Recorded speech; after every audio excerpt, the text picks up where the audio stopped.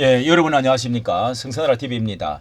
이 얼마 전에 한강이라고 하는 작가가, 호남의 그 작가가 노벨 문학상을 받은 것에 대해서 환호를 전국적으로 탄성을 하고 했지만은 한편 자유우파에서는 많은 문제가 있다. 심각한 외설적인 것이 채식주의자, 거기에도 우리 자녀들에게 심각한 문제를 가져올 수가 있다. 그리고 심각하게 편향된 그 이제 사상 이념 문제가 그 5.18이라든지 4.3에 대해서 그 책들이 소년이 온다. 그 제목 안에 그런 책들이 여러 권이 있어서 굉장히 앞으로 우리 자손 자식들에게 그리고 전 세계에 이런 것이 퍼져나가서 왜곡되어지지 않을까. 얼마나 큰 영향을 앞으로도 계속 미칠까. 이런 뭐 청소년에 대한 엄난 풍조에 이 돛을 달아주는 것이 아니냐 이런 말까지 하는 사람이 있습니다.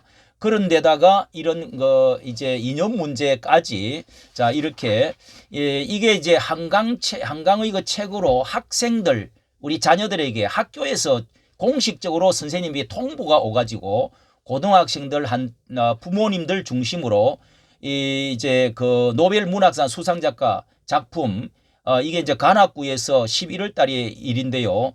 이제 낭독회가 열린다 이런 통지가 왔다고 합니다. 그래서 그 책을 다량 핵보하였는데 신청을 하십시오 이렇게 통지가 와서 이 학부형은 자유우파에 속한 이 학부형은 이제 학교가 당당하게 아이들을 빨갛게 물들이자는 건가요 하고 이렇게 직격을 했다고 합니다. 그런데 모두 학부형과 같지 않고 문제 제기조차도 않고 이렇게 있는 현실이 참으로 가슴 아팠다 하면서 사실 이게 집안 안에서도요.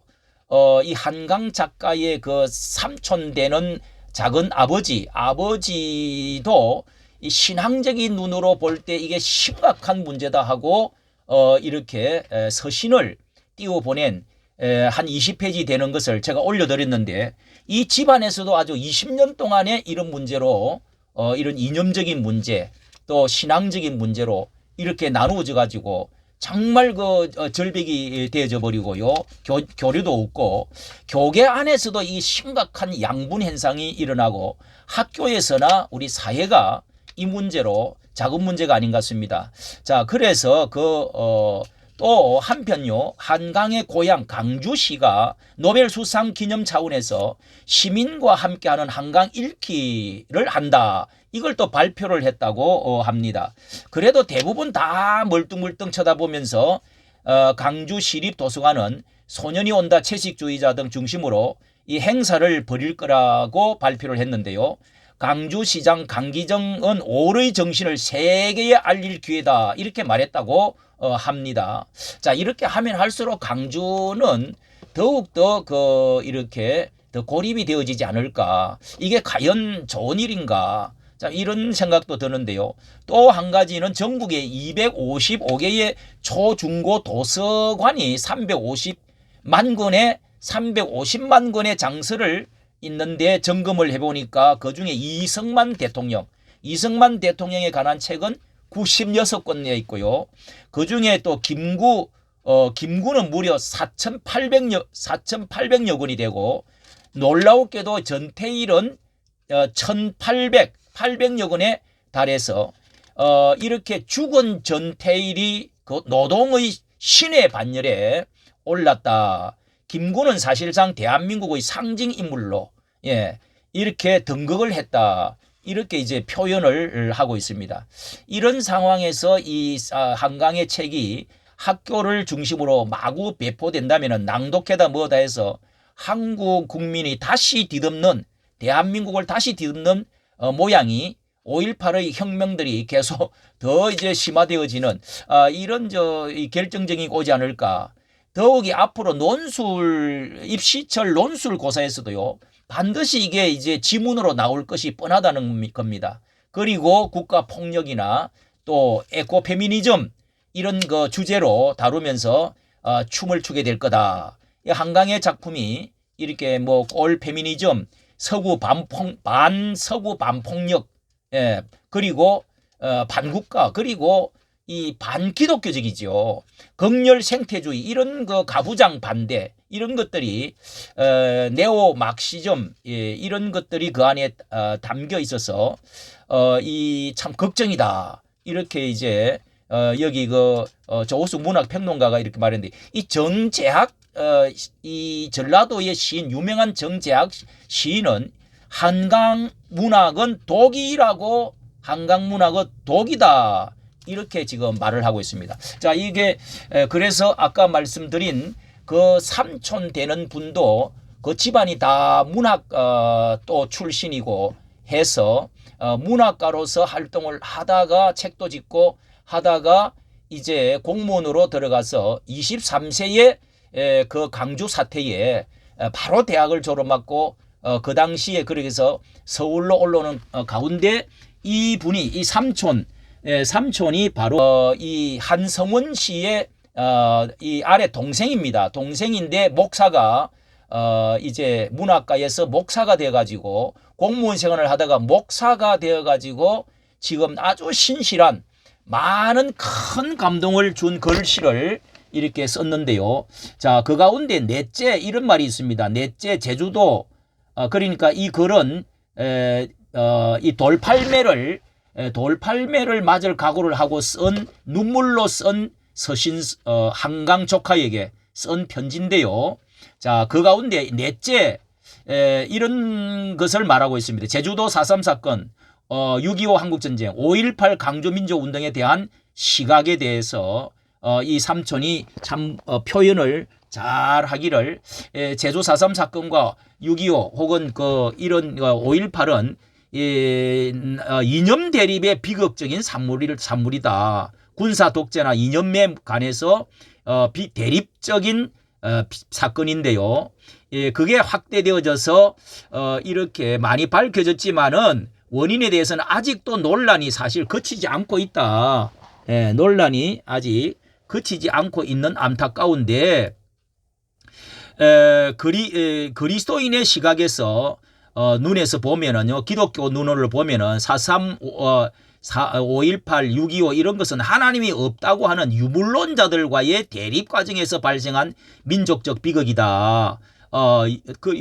그래서 자유민주주의 진영, 미국을 비롯한 자유민주주의, 소련 중국을 비롯한 공산 독재 진영과의 전쟁이었다. 뭐 이건 세계적인 전쟁과 비슷했지 않습니까?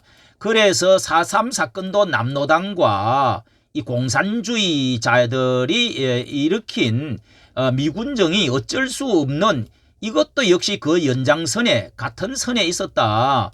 그래서 6.25라든지 이렇게 자유민주주의가 우리가 어떤 선택을 해가지고 자 현대사에 이런 것을 다룰 때 사실 거기에 죽었던 사람 이런 사람들이 공권력에 의해서 불가항력적으로 그 젊은이들이 이 군인들이 이렇게 자원해가지고 뭐 했던 가해를 한 것이 아니라 저쪽이나 이쪽이나 어쩔 수 없이 군경이 쉽게 총탄을 발사했겠는가.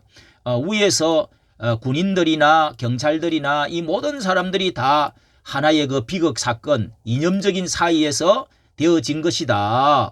그렇죠. 그런 거를 이제 그러면서 거기에 당시에 그러니까 유물론 공산주의와 유신론 민주주의의 싸움에서 일어난 비극의 사건을 한쪽 면에서만 보면 안 되고 또 한 가지는 당시 김대중 선생이 한국에 없었다면 5.18이 일어났을까? 이 김대중 선생을 이야기하고 있습니다.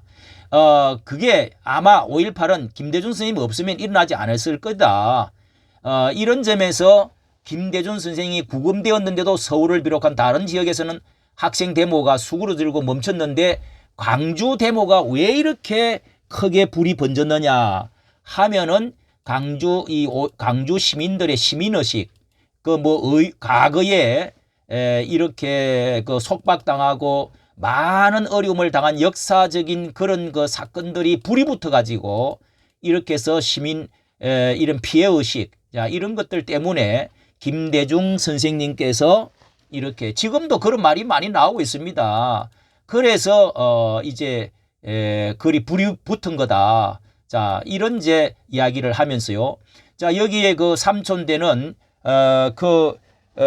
이 한충원 목사께서도 자신이 그렇게 해서 학생 운동을 한 그 해에 이제 국방연구기관에 조선대학을 졸업받고 근무를 했는데 당신은 나라의 충견, 개다 이렇게 비아냥거리면서도 자신이 이렇게 다른 친구들은 입시학원 강사로 해가 돈을 많이 벌었는데 자신은 사실 이런 말까지 들어가면서 공무원 일을 했는데 예수를 믿고 보니까 이거를 객관적으로 볼 수가 있었다. 예, 객관적으로 40년을 이렇게 공무원 이런 그 생활을 하면서 보니까 자, 우리나라가 40년 50년 동안에 이렇게 그 사이에 발전하면서 조카가 이렇게 원고료를 받고 세계 여행을 다니고 했던 이런 모든 돈도 사실은 우리나라가 이만큼 잘 살게 되었으니까 그렇지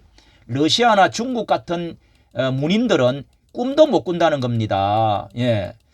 그러니까 이 자유민주주의를 선택한 것이 얼마나 우리가 혜택을 입고 있는데 이렇게 한쪽으로 보면은 안 된다. 예. 그러면서 기독교적인 눈, 예수 그리스도께서는 정말 한 가지 이제 마지막에 하고 있는 이렇게 말하고 있습니다.